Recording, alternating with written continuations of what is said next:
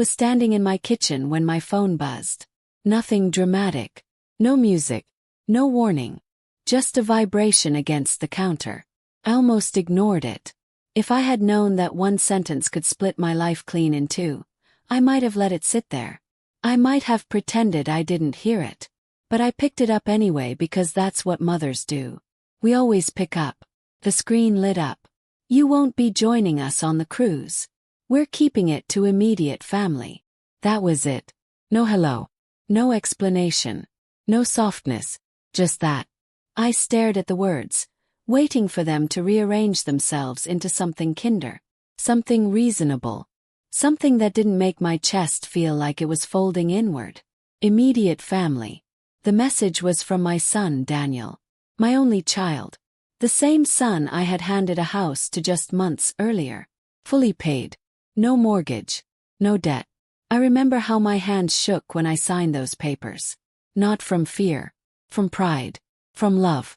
From that foolish belief that sacrifice always comes back as gratitude. Apparently not. My fingers went cold. I typed my response slowly, carefully, like I was stepping across thin ice. Okay. One word. Polite. Contained. Civil. But inside me something was screaming. So I'm good enough to buy you a house. But not good enough to sit at your table. I stood there too long after sending it. Long enough for the kettle to start screaming on the stove. Long enough for my coffee to go cold in my hand. Long enough to realize I wasn't breathing properly. Then my phone buzzed again. This time it was her. Lena. My daughter-in-law.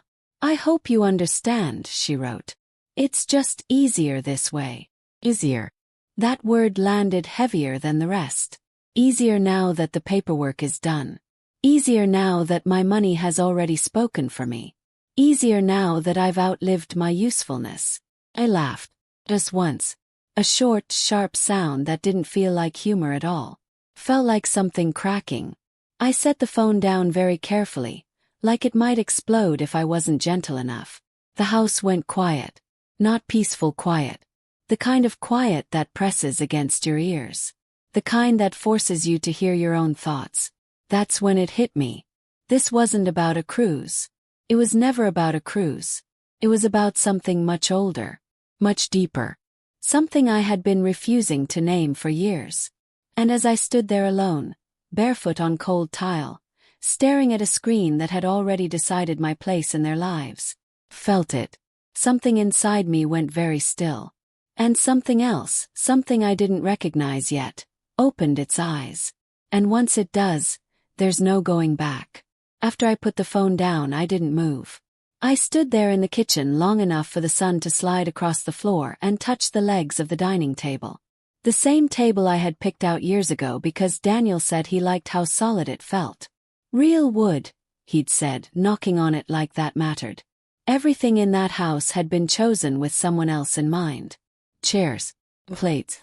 The curtains I stitched by hand because Lena once said casually, "Store-bought ones always feel so impersonal."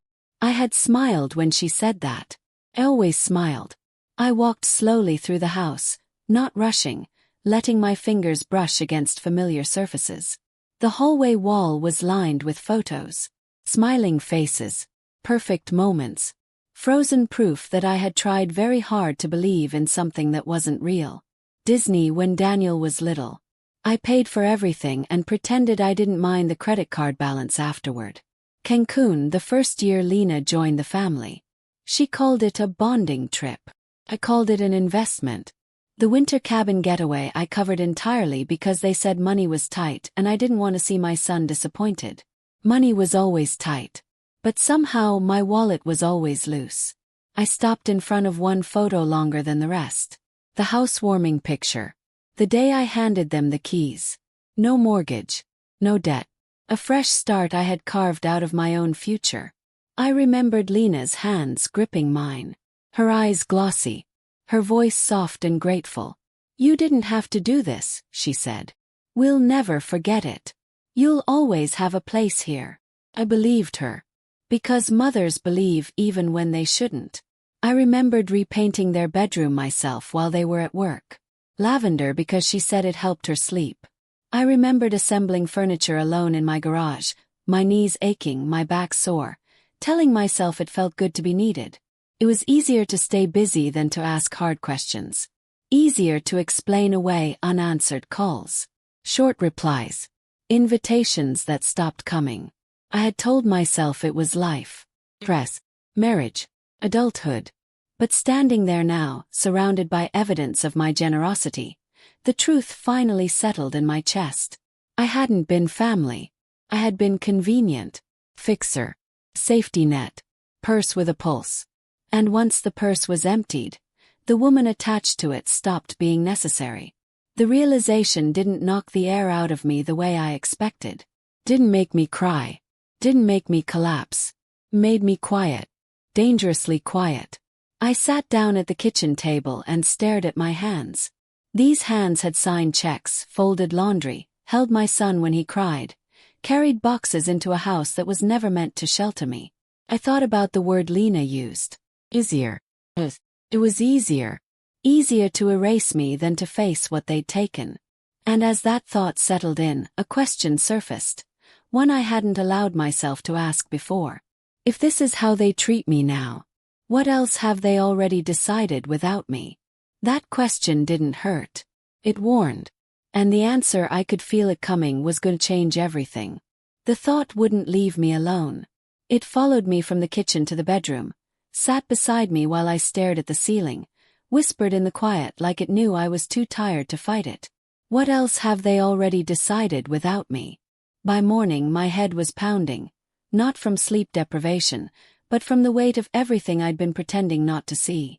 I didn't shower, didn't make breakfast, didn't even open the curtains. Instead, I reached for my phone and called Naomi. She picked up on the second ring. "I'm coming," she said. No questions. No hesitation. That's how you know someone really knows you. They don't ask what happened.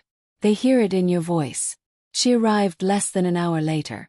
Walked straight into my kitchen, took one look at my face and stopped. "Oh," she said quietly. "It's that bad." I slid my phone across the table. She read the messages slowly. Once. Then again. Her jaw tightened, but she didn't say anything right away. Just stared at the screen like she was piecing something together.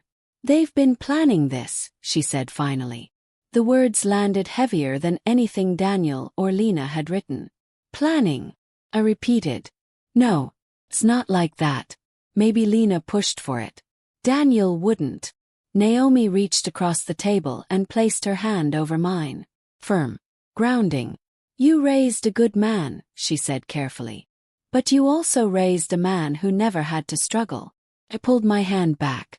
Not because she was wrong, but because she wasn't finished. "He never learned what it costs to take," she continued. "Because you were always there to soften the landing. Always fixing. Always paying.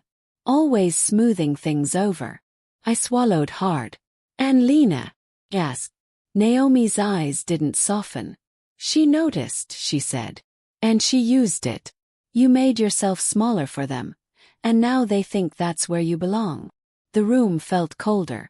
I stared at the table, at a faint scratch in the wood I remembered making years ago. Daniel was 7. He'd dropped a toy truck. I'd apologized to him for the mark. That memory burned.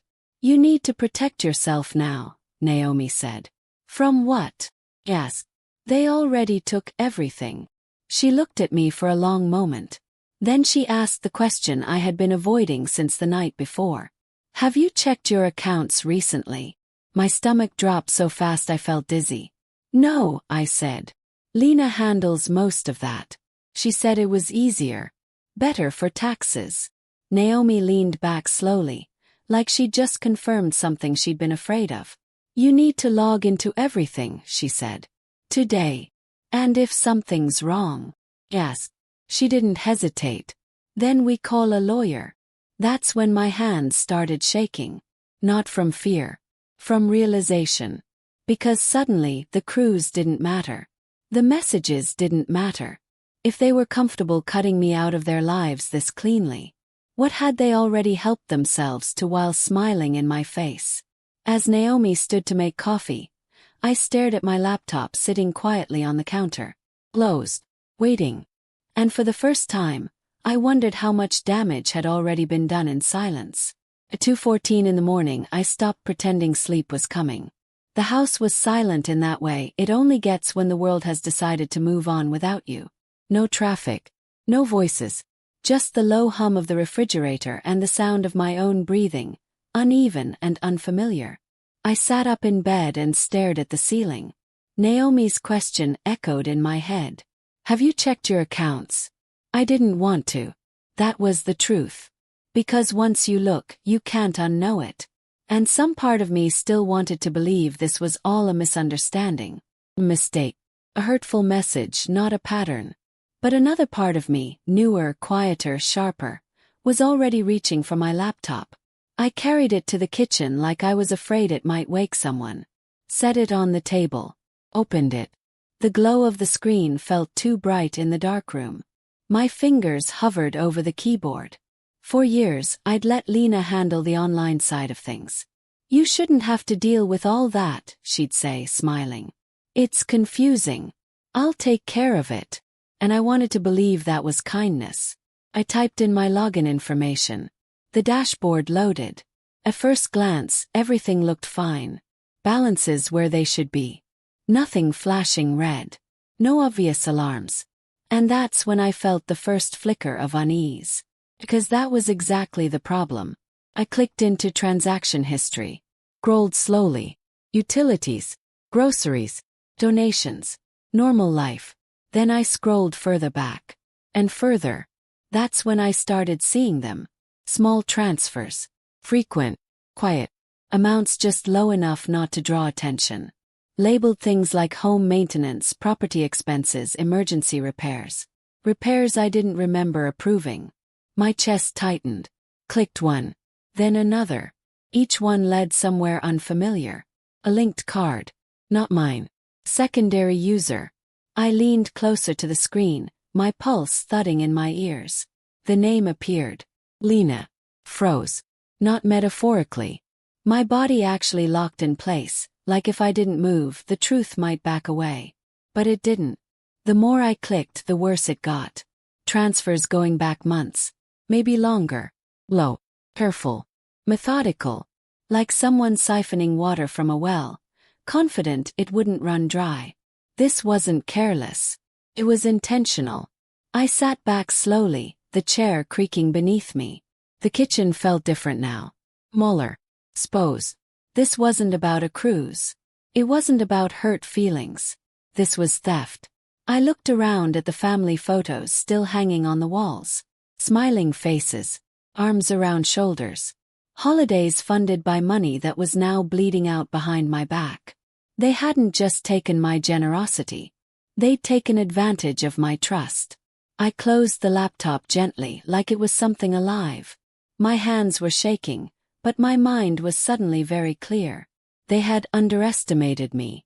They thought silence meant ignorance. But silence, I was starting to understand, can be dangerous when it finally breaks. And as I sat there in the dark, one thought settled in, heavy and undeniable. If this is what I've already found, what else haven't I uncovered yet? By the time the sun came up, I wasn't shaking anymore. That's what scared me. I expected panic. Rage. Tears. Something loud. Something messy. Instead I felt clear. Too clear. Like the moment after a storm passes, when the air feels sharp and everything looks stripped down to what's real. I stood in my kitchen watching daylight spill across the counter where my laptop still sat, closed, holding every ugly truth I'd just uncovered. I didn't cry. I made coffee. That's when I knew something inside me had shifted. Fear asks questions. Clarity makes decisions. I picked up my phone and called my financial advisor. I kept my voice light, polite, almost cheerful. Years of practice had taught me how to sound calm even when my insides were rearranging themselves. Just doing a routine check-in, I said.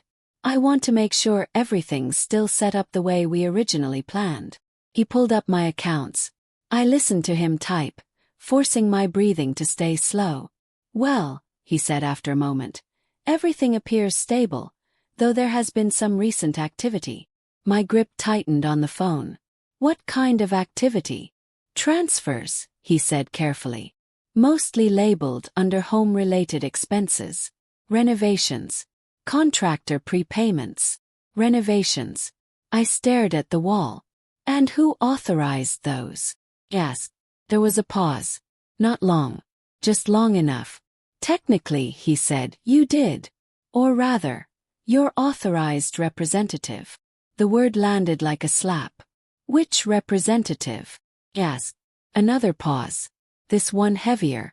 It appears your secondary authorized user, Lena, processed those transactions under the power of attorney you signed last spring. The room tilted slightly. I remembered that meeting. The notary. The way Lena had smiled and said, this is just in case. Emergencies happen. Thanked him. Asked him to flag all future transactions for my direct approval. He agreed without hesitation. When I hung up, the house felt impossibly quiet. There was no doubt anymore. This wasn't help. It was positioning. They weren't waiting for permission. They were preparing for ownership. I didn't sit with that realization long. I picked up my keys and drove straight to my attorney's office. He looked surprised when he saw me that early. Concern flickered across his face. Is everything all right? He asked. I sat down, folded my hands in my lap, and met his eyes. I need to reverse the house gift, I said. He blinked. You mean the property transferred to Daniel and Lena? Yes, I said calmly. And I want all financial authorizations revoked. Immediately. He hesitated. Not in disagreement, recognition. That may cause tension, he said. They've already caused tension, I replied. I've just been too blind to see it. He nodded slowly. And one more thing, I added. I want a private investigator. That finally made him sit back. This may escalate, he warned. I felt the calm settle even deeper.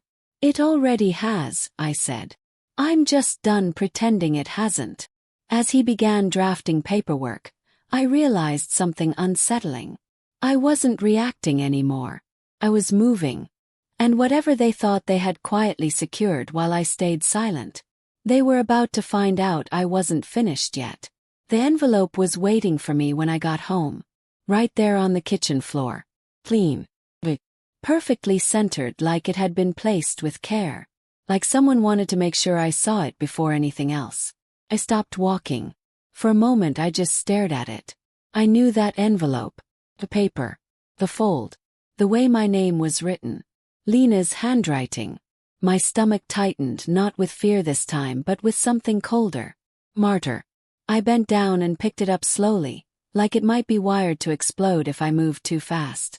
On the front, in neat looping letters, was a yellow sticky note. Just sign when you're ready. It'll make everything easier while we're away. Love you. While we're away. They were already gone. Already on the cruise. Already sipping drinks somewhere warm and blue. Believing everything back home was handled. Believing I was still who they thought I was. I carried the envelope to the table and sat down. The house felt too quiet again. But this time the silence wasn't heavy. It was alert. Inside were several neatly stacked pages. Professionally prepared. Formal language. The kind that's meant to make you skim instead of read. At first glance, it all looked harmless. Dates. Amendments. Routine paperwork. Lena had always been good at that. Dressing control up as convenience. I read slower. Line by line. Then I saw it. Buried deep. Carefully worded. Almost elegant. A full power of attorney. Permanent. Irrevocable. My finances. My property. My medical decisions. My entire life. I felt my breath catch. Not because I was shocked, but because suddenly everything made sense. The cruise. The urgency. Timing. They weren't waiting for me to pass naturally. They wanted control now. Quietly. Legally. Cleanly. I imagined her smile as she slid this under my door. Imagined her confidence. The certainty that I would do what I always did. Trust. Mail. I didn't tear the papers. Didn't crumple them. Didn't scream. I slid them back into the envelope exactly the way I found them. Insane. Then I placed it back on the counter right where it had been. Let them believe I hadn't noticed. Let them think the mask was still working. Because now I had something more powerful than anger. I had proof. And as I stood there in my kitchen, holding an envelope that was never meant to protect me but erase me, I understood something they hadn't accounted for. When someone thinks you're harmless, they get careless. And carelessness leaves a trail. The phone rang 2 days later. I answered it on the first ring. Not because I was eager. 'Cause I already knew. "Mrs. Carter," the man said. His voice calm, professional, measured. "This is Evan. I have an update." I closed the curtains before I replied. Not out of fear, out of instinct. Some part of me understood this moment mattered. That what I was about to hear would lock the door behind me permanently. "Tell me," I said. He didn't ease into it. "Your daughter-in-law has begun the process of listing the house as collateral for a second mortgage." I didn't sit down. I didn't gasp. I just stood there, phone pressed to my ear, staring at the wall like it had suddenly become very far away. "She filed the preliminary paperwork last week," he continued. "Private lender. Pre-approval stage. Last week. While she was smiling at me. While she was texting me about the cruise. While that envelope slid under my door. They weren't planning anymore. They were executing. Did they disclose how they obtained ownership? Yes. No, he said flatly. It was presented as a clean family transfer. Generous parental support. No mention of power of attorney manipulation or unauthorized financial access. Course not. The lender, he added, was impressed by the strong family backing. I almost laughed. They weren't just taking my money anymore. They were gambling with it. Borrowing against something they never truly earned. Stacking debt on top of my generosity like it was infinite. Like I was. If I hadn't started this process, I said slowly, what would have happened? There was a pause this time. You could have lost everything, he said. Legally. The house. My savings. My future. All gone while they floated somewhere on sapphire water. Convinced they were untouchable. Do they know I'm aware? Yes. No, ma'am, he said. As far as they know, nothing has changed. I exhaled slowly. Good, I said. Let's keep it that way. When the call ended, I stood alone in my living room, the quiet humming around me. The refrigerator, the clock, the small, ordinary sounds of a life they had been trying to dismantle piece by piece. This wasn't betrayal anymore. It was theft in progress. And yet I didn't feel panic. I felt direction. They thought I was still the woman who would do anything to keep the peace. The mother who would absorb the damage just to avoid confrontation. They hadn't realized something simple. When someone finally stops protecting you from yourself, they're done protecting you from consequences too. I walked to the window and looked out toward the house I had bought for them. The one they were already using like a chip on a poker table. Smiled. You gambled with my gift, I whispered. Now I'm gambling with your future. And this time I wasn't bluffing. I didn't turn on the lights that night. I sat by the window in the dark, watching the street lamps flicker on one by one, casting long shadows across the pavement. The world outside moved like nothing had changed. Cars passed. A dog barked somewhere down the block.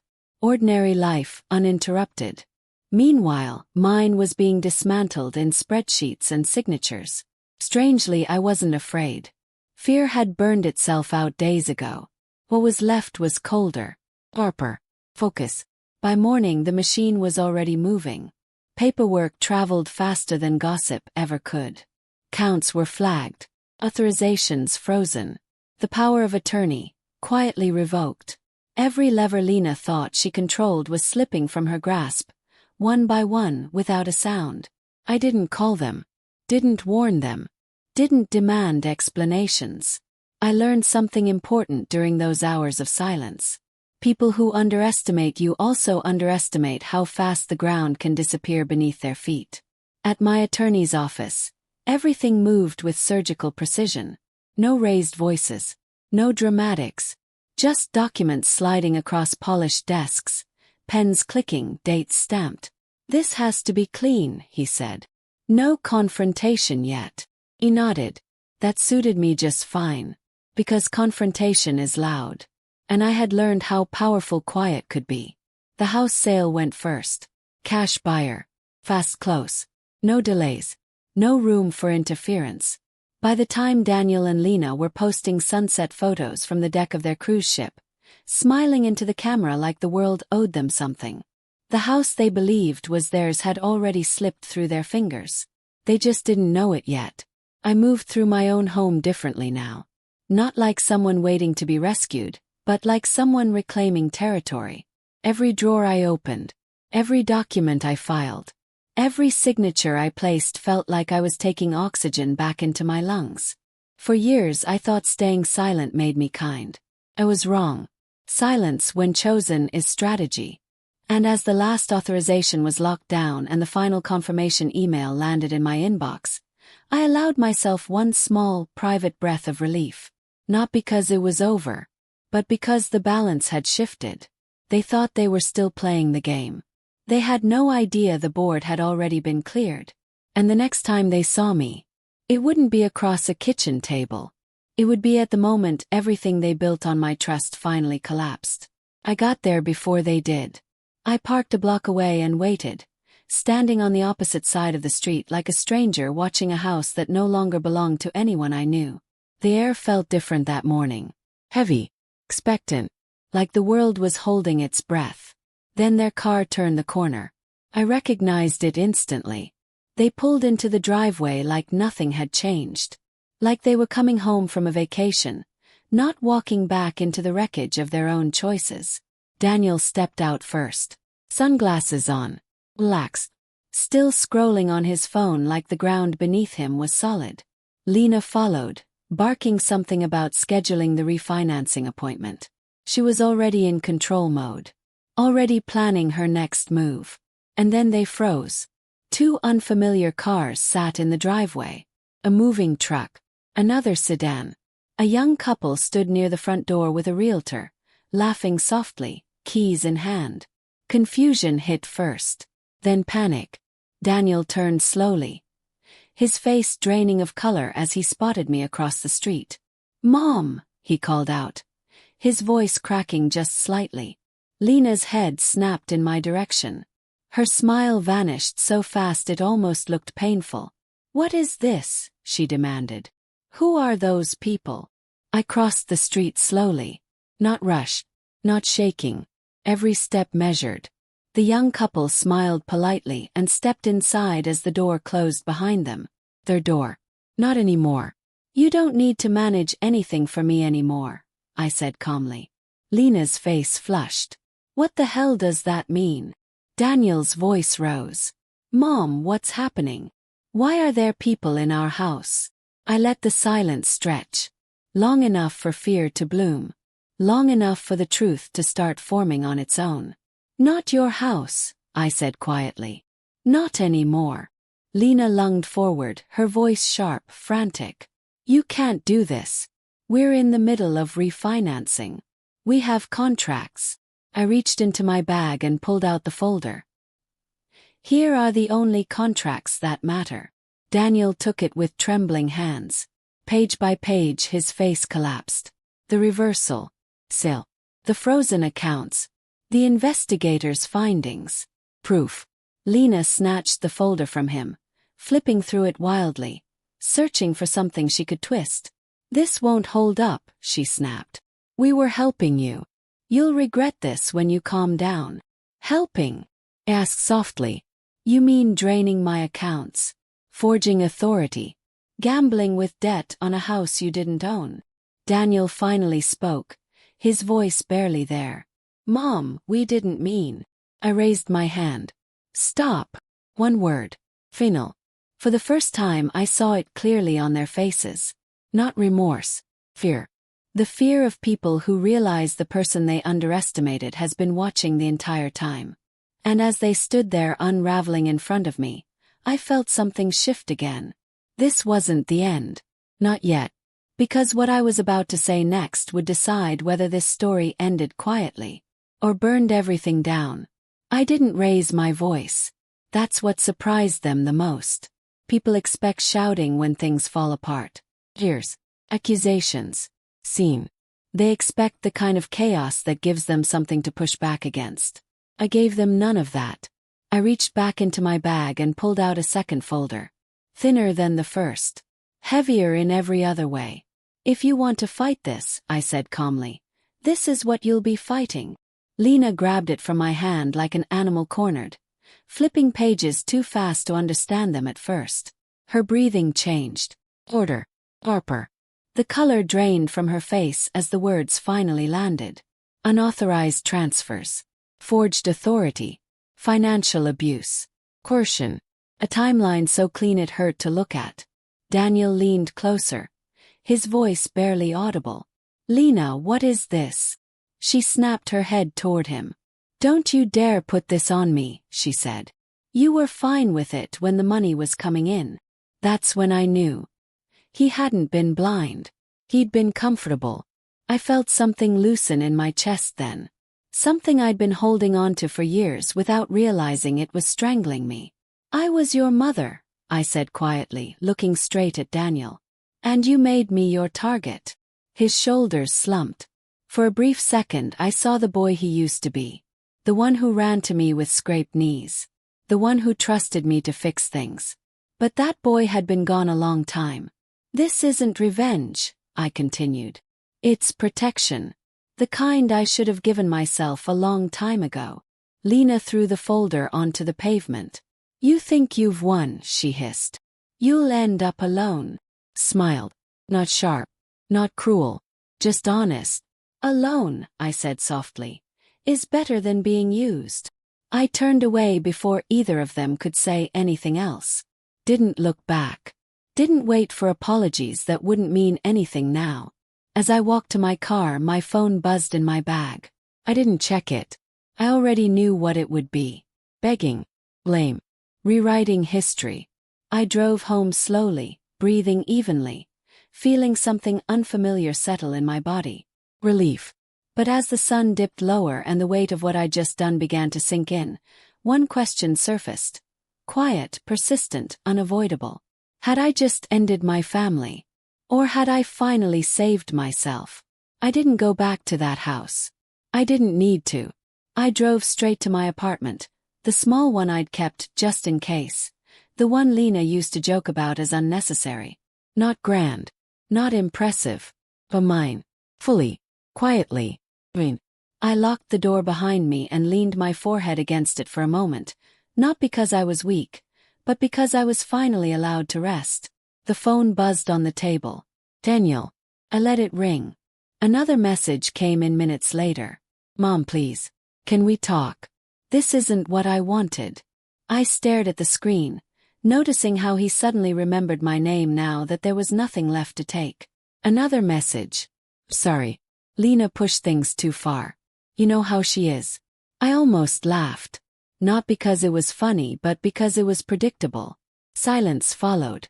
And for the first time, silence didn't feel like punishment. Felt like peace. I walked to the window and watched the evening settle over the street. Children laughing somewhere down the block. A couple arguing softly. Life imperfect and honest, moving forward without asking me to shrink for it. For years I thought love meant endurance. That being needed meant being valued. That staying quiet was noble. I was wrong. Being needed isn't the same as being loved. And silence doesn't mean weakness. Sometimes, silence means you've finally stopped explaining yourself to people who never listened anyway. I thought about every check I'd written, every excuse I'd made, every moment I chose harmony over dignity. I didn't regret loving my son. I regretted abandoning myself. And that was the lesson that stayed with me, the one I wish I'd learned sooner. You don't owe access to people who treat your kindness like a resource. You don't have to stay small to keep others comfortable. And walking away doesn't make you cruel, it makes you free. I placed my phone face down on the table and let it stay quiet. Not as punishment, as a boundary. As night settled in, I whispered something I hadn't believed for a long time. Something I finally meant. Quiet doesn't mean weak. And this time the quiet answered back. Strong. Steady. Certain. Thanks for listening. Don't forget to subscribe, and if you've lived through something similar, share your story in the comments. Your voice matters.